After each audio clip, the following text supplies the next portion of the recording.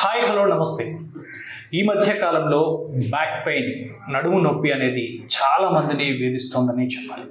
అయితే ఈ నడుము నొప్పి నుంచి ఇన్స్టెంట్ రిలీఫ్ కోసం, అంటే పెయిన్ స్టార్టింగ్ స్టేజ్లో ఉన్న సివియర్గా ఉన్న ఇన్స్టెంట్ రిలీఫ్ అనేది ఒక అద్భుతమైన చికిత్సా విధానంతో డెఫినెట్గా రిజల్ట్ అనేది ఉంటుందని చెప్తున్నారు ఆయుర్వేద వైద్యులు. అదే కటివస్తి.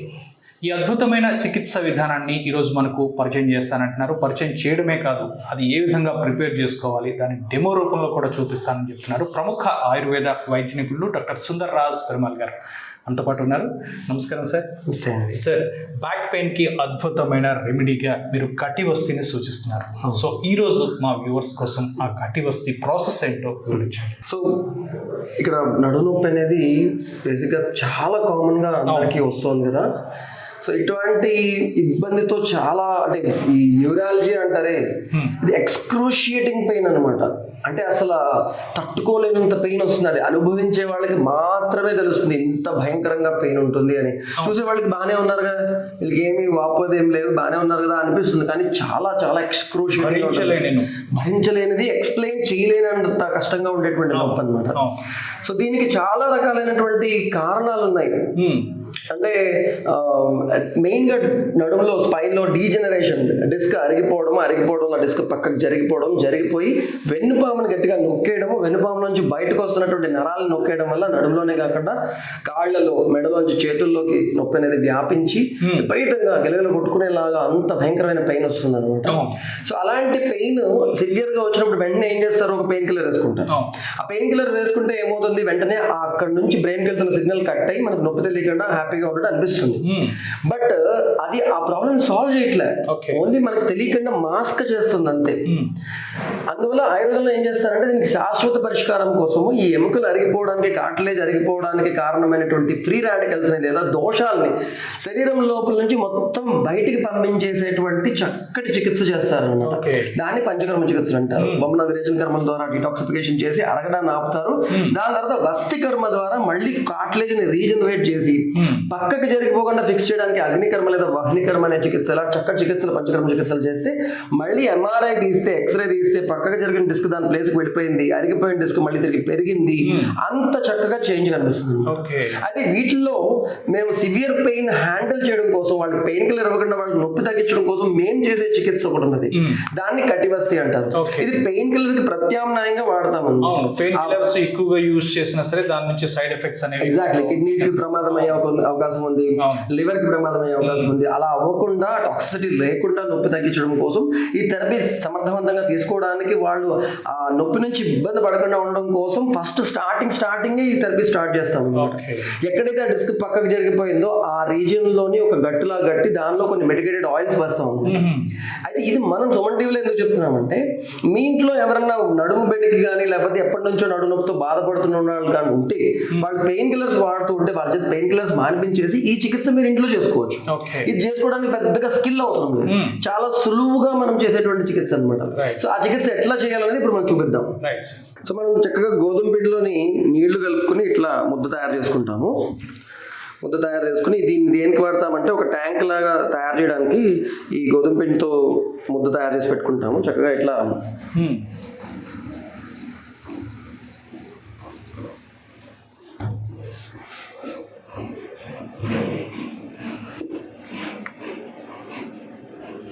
సో ఇంట్లో అమ్మమ్మలు ఎవరున్నా కూడా చాలా ఈజీగా చేయగలిగేటువంటిది, ఎవరైనా చేయగలిగేటువంటి కాబట్టి మీకు చూపిస్తున్నాను. ఇది చేయడానికి పెద్దగా స్కిల్ అవసరం లేదు, అండ్ ఏ కాంప్లికేషన్స్ ఉండవు, అండ్ ఇన్స్టెంట్ గా నొప్పి తగ్గుతుంది.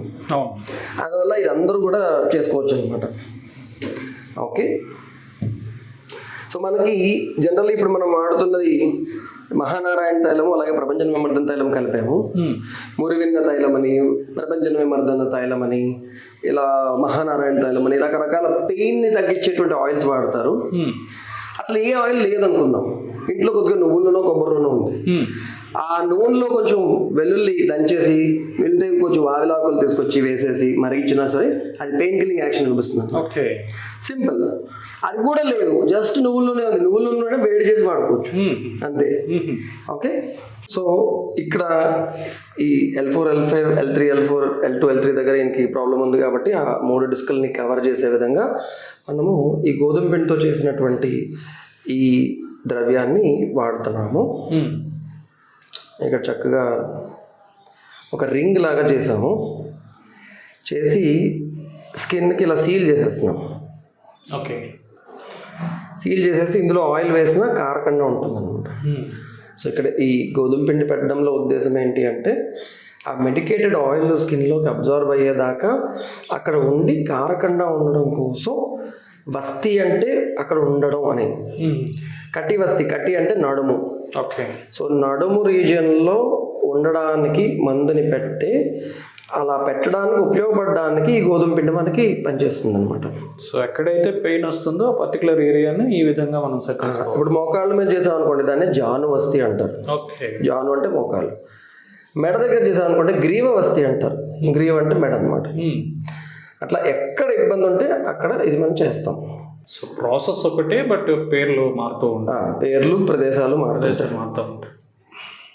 సో ఇట్లా మనం చేసి ఒక 2 నిమిషాలు ఆగితే ఈ స్కిన్కి ఇది అతుక్కుపోతుంది గోధుమ పిండి. అతుక్కుపోతే ఇంకా కారదనమాట. సో మనకి ఏ ప్లేస్లో ఇబ్బంది ఉందో ఆ ప్లేస్లో ఆయిల్ ఎక్కువసేపు ఎక్కువ క్వాంటిటీ ఉండేలాగా హెల్ప్ చేస్తుంది ఇది. సో ఆయిల్ని సన్నటి మంటలో లేదా ఇండైరెక్ట్గా కూడా హీట్ చేయొచ్చు. వేరే గిన్నెలో నీళ్ళు పోసి దాన్ని మరిగిస్తూ ఇట్లా చేయొచ్చు, లేదా డైరెక్ట్గా కూడా సన్నటి మంటలో హీట్ చేస్తాం. హీట్ చేసి ఒకసారి వేడి చూసుకోవాలి.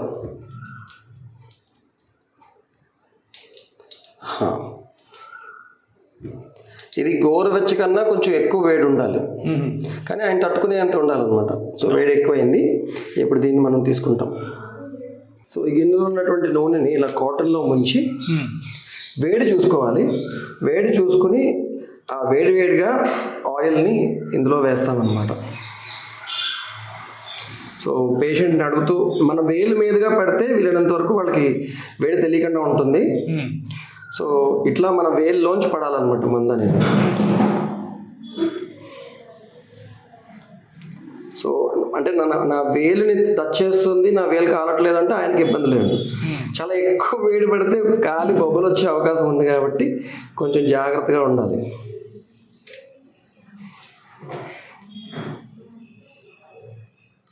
సో ఇప్పుడు ఇలా ఇలా వేసినటువంటి ఆయిల్ కొంతసేపట్లోనే ఒక 2 నిమిషాల్లోనే మళ్ళీ చల్లారిపోతుంది. చల్లారిపోయినప్పుడు మళ్ళీ తీసి వేడి చేసుకోవాలి. దాన్ని మళ్ళీ కలెక్ట్ చేసుకొని హీట్ చేసి వేడి చేసుకోవాలి. కొంత ఉంచేసి కొంత కలెక్ట్ చేసి వేడి చేసి మళ్ళీ వేయాలి. ఓకే, అలా ఎన్నిసార్లు చేయాలి సార్?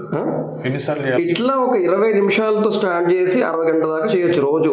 ఓకే, ఒక అరగంట సేపు చేసి దాని తర్వాత మళ్ళీ తీసేస్తాం అనమాట. అలా ఎవ్రీడే ఒక ½ అన్ అవర్ చేసామంటే కనుక ఆ నర్వ్ కంప్రెషన్ ఏదైతే జరుగుతుందో ఆ రీజన్లో అది రిలీజ్ అవుతుంది. అందువల్ల ఇన్స్టెంట్గా పెయిన్ తగ్గుతుంది అనమాట. ఓకే, ఇప్పుడు మీరు గమనిస్తే ఆల్మోస్ట్ ఒక 150-200 ml ఆయిల్ వేసాము. సో ఇట్లా చక్కగా ఈ కటివస్లో చక్కగా అది ఉన్నది, ఆయిల్ ఉన్నది. సో ఇప్పుడు మనం ఏం చేస్తామంటే దీన్ని మళ్ళీ తిరిగి కలెక్ట్ చేస్తాం. కలెక్ట్ చేసి మళ్ళీ వేడి చేసుకుంటాం. మళ్ళీ వేడి చేసుకుని మళ్ళీ పోస్తాం. సో కొంత ఆయిల్ ఉంచేసి మిగిలింది ఇలా వేడి చేసుకుంటాం అనమాట. ఓకే, వేడి చేసి మళ్ళీ తీసుకొచ్చి వేస్తాం. సరే, ఈ బ్యాక్ పెయిన్ సివియర్గా ఉంటే సర్జరీ ప్రిఫర్ చేస్తారు. కొంతమంది అంటారు సర్జరీ చేయించుకుంటే దాని నుంచి కాంప్లికేషన్స్ వస్తాయంటారు. ఏది కరెక్ట్ అంటారు అసలు? అంటే బేసిక్గా ఈ సర్జరీ, స్పైన్ సర్జరీ అనేది చాలా డెలికేట్ అండ్ క్రిటికల్ సర్జరీ అనమాట. బ్రెయిన్ ఇంకా ఈజీగా సర్జరీ చేయడానికి అవకాశం ఉంటుంది. స్పైన్ చాలా కాంప్లికేట్గా ఉంటుంది. అక్కడ డిస్క్ని కట్ చేసేటప్పుడు పొరపాటున ఆ స్పైన్ నుంచి వెళ్తున్నటువంటి నరం ఏదైతే డిస్క్ నొక్కుతుందో ఆ నరం కట్ అయితే పర్మనెంట్గా కాల్చే పడిపోవడము, ప్రాణానికి కూడా ప్రమాదం అటువంటి కష్టమైనటువంటి స్థితి వచ్చి రిస్క్తో కూడుకున్న చాలా రిస్కీ, చాలా కాంప్లికేటెడ్ సర్జరీ. ఎంతో మంది ఆ సైడ్ ఎఫెక్ట్స్ వల్ల లైఫ్ లాంగ్ బాధపడుతున్న వాళ్ళు, పర్మనెంట్ డిజబిలిటీ అయిపోయిన వాళ్ళు ఉన్నారు.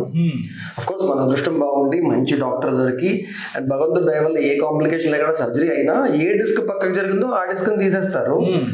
సో మిగిలిన డిస్క్లన్నీ కూడా ఇంకా అలాగే ఉంటాయి.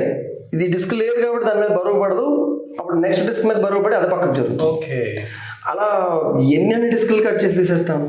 అండ్ నడుములోనే కాదు కదా, మెడలో ఉంది, కాంట్లేజ్ భుజంలో ఉంది, మోకాళ్ళలో ఉంది, హిప్స్లో ఉంది, ఎక్కడెక్కడ డీజనరేషన్ ఉంటే అక్కడక్కడ పక్కకి జరిగే ఛాన్స్ ఉంది, అక్కడక్కడ పెయిన్ వచ్చే అవకాశం ఉంది, అంటే సర్జరీ జరిగినా సరే మళ్ళీ రిపీట్ అయ్యే ఛాన్సెస్ ఉంటాయి. రిపీట్ అయ్యే ఛాన్స్ ఉంది. అండ్ ఈ సర్జరీ చేసినప్పుడు ఏమంటే ఆ డిస్క్ తీసేసి అక్కడ ఒక స్క్రూలేసి బిగించేస్తే ఆ మూవ్మెంట్ ఏదైతే ఉందో అది ఉండదు అనమాట. అందులో ఇలా తిరగడం వంగడం అన్ని రిస్ట్రిక్ట్ అయిపోతాయి.